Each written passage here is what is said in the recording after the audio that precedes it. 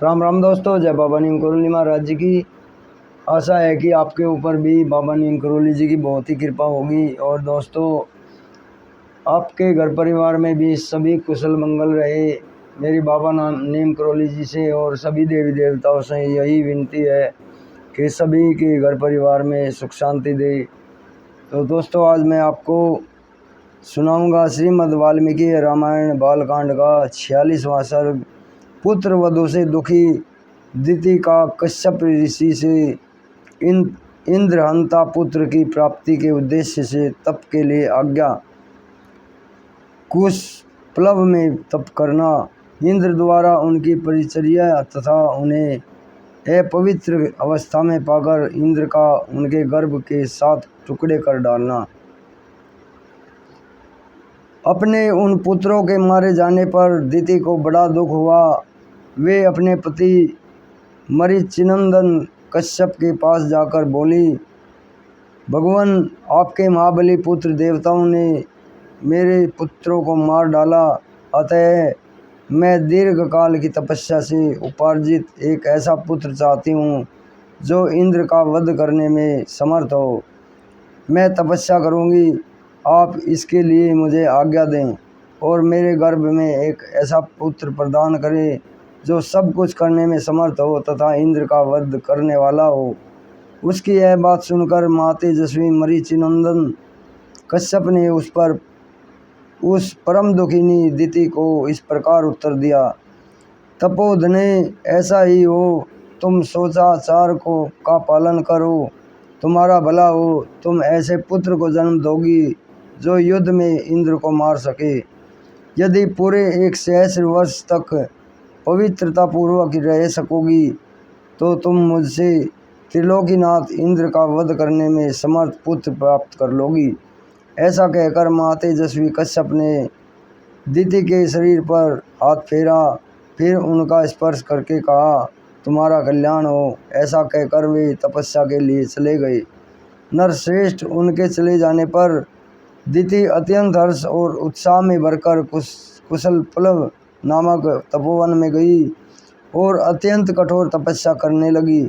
पुरुष प्रवर श्री राम दिति के तपस्या करते समय सहस्रलोचन इंद्र विनय आदि उत्तम गुण संपत्ति से युक्त हो उनकी सेवा टहल करने लगे।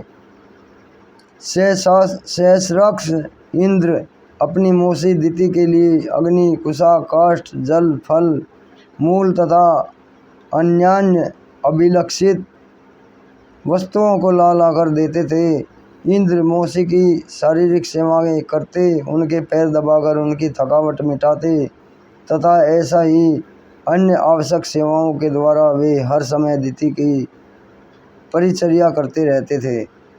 रघुनंदन, जब सहस्र वर्ष पूर्ण होने में कुल 10 वर्ष बाकी रह गए थे, तब एक दिन दिति ने अत्यंत हर्ष में भरकर सहस्रलोचन इंद्र से कहा, बलवानों में श्रेष्ठ वीर, अब मेरी तपस्या के केवल 10 वर्ष और शेष रह गए हैं।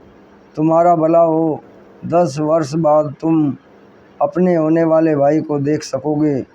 बेटा, मैं तुम्हारे विनाश के लिए जिस पुत्र की याचना की थी, वह जब तुम्हें जीतने के लिए उत्सुक होगा, उस समय मैं उसे शांत कर दूंगी।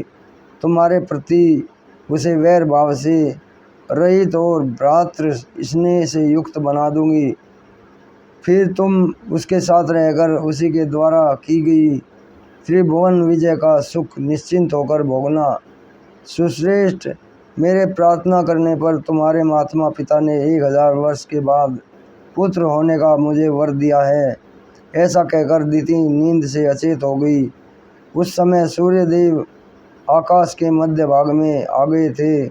दोपहर का समय हो गया था। देवी दिति आसन पर बैठी बैठी झपकी लेने लगी। सिर झुक गया और केस पैरों से जा लगे। इस प्रकार निद्रावस्था में उन्होंने पैरों को सिर से लगा लिया।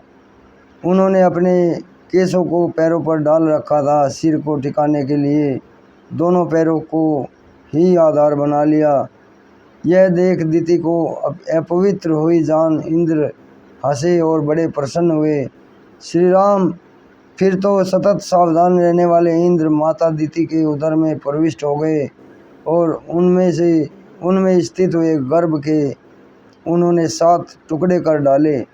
श्री राम उनके द्वारा 100 पर्वों वाले वज्र से विदीर्ण किए जाते समय वह गर्भस्थ बालक जोर जोर से रोने लगा। इससे दिति की निद्रा टूट गई, वे जागकर उठ बैठी। तब इंद्र ने उसे रोते हुए गर्भ से कहा, भाई मत रो। परंतु महातेजस्वी इंद्र ने रोते रहने पर भी उस गर्भ के टुकड़े ही डाले। उस समय दिति ने कहा, इंद्र बच्चे को ना मारो। माता के वचन का गौरव मानकर इंद्र सहसा उधर से निकल आए। फिर वज्रहित इंद्र ने हाथ जोड़कर दिति से कहा, देवी तुम्हारे सिर के बाल पैरों से लगे थे, इस प्रकार तुम अपवित्र अवस्था में सोई थी। यही छिद्र पाकर मैंने इस इंद्रहंता बालक के 7 टुकड़े कर डाले हैं। इसलिए माँ तुम मेरे इस अपराध को क्षमा करो। इस प्रकार श्री वाल्मीकि निर्मित आर्ष रामायण आदि काव्य के बालकांड में 46वां सर्ग पूरा हुआ। जय श्री राम, जय हनुमान जी की, जय बाबा नीम करोली महाराज जी। राम दोस्तों, ये श्रीमद् वाल्मीकि रामायण बालकांड का 46वां सर्ग पूरा हुआ। कल मैं आपको इसका 47वां सर्ग सुनाऊंगा। अगर आपने चैनल को सब्सक्राइब नहीं किया है तो सब्सक्राइब अवश्य कर ले। और अब आज्ञा लेता हूँ दोस्तों। जय राम जी की, जय हनुमान जी की, जय बाबा नीम करोली महाराज जी की।